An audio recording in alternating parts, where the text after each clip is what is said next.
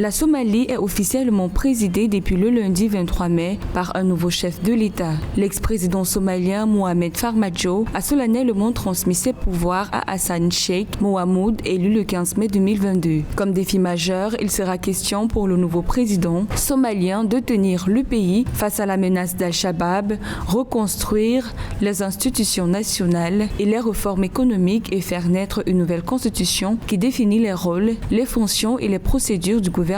Par ailleurs, le président Farmajo a déclaré avoir remis au nouveau président plusieurs dossiers présidentiels contenant entre autres des détails sur les troupes somaliennes en Érythrée.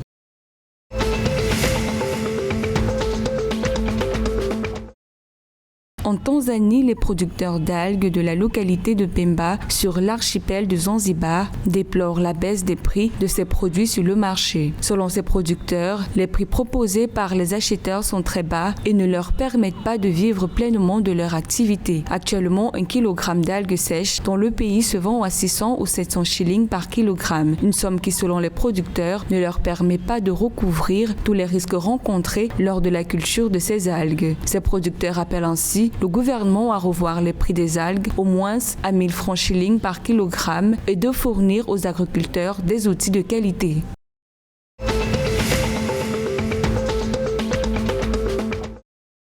En Ouganda, le centre de santé de Kiboko s'ouvre aux enfants atteints de maladies mentales. L'offre de ce service intervient quelques jours après un décaissement de 123 millions de shillings d'une ONG allemande Ecos Ave en partenariat avec l'association ougandaise pour les handicapés mentaux. Selon les statistiques du district, la région du Kagumu où a été ouvert le centre de santé de Kiboko compte environ 189 enfants souffrant de troubles mentaux et de divers handicaps. En dehors des initiatives des privés, les observateurs souhaitent également voir les établissements gouvernementaux accorder la priorité à la prise en charge d'enfants atteints de troubles mentaux.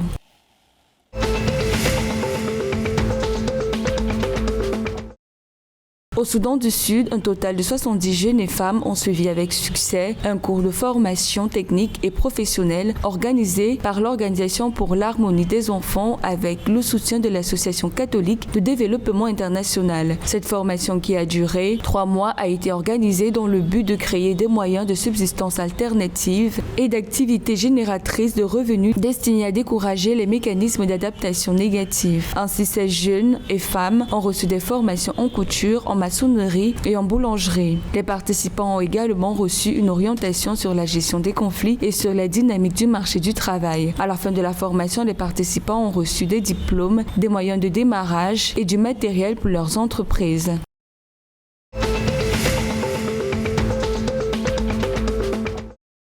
58% des habitants de la capitale Kigali signalent une augmentation du coût de la vie selon une nouvelle enquête réalisée par l'Institute of Policy Analysis and Research du Rwanda. Dans cette étude, les ménages vulnérables mentionnent une baisse de revenus et des pertes d'emplois entre février 2020 et mai 2021 à cause du Covid-19. L'enquête a été menée sur un échantillon de 2053 ménages de 3 quartiers de la ville de Kigali, Kesabo, Nyarungeng et Kisukiro, ainsi que les districts de Huye, Muhanga, Musanze, Rubavu, Rusizi, Nyangatar dans les villes secondaires. L'enquête a également révélé que la capacité financière des ménages a diminué de 38% en général en raison de l'impact de Covid-19 qui a réduit la consommation des ménages de 24%.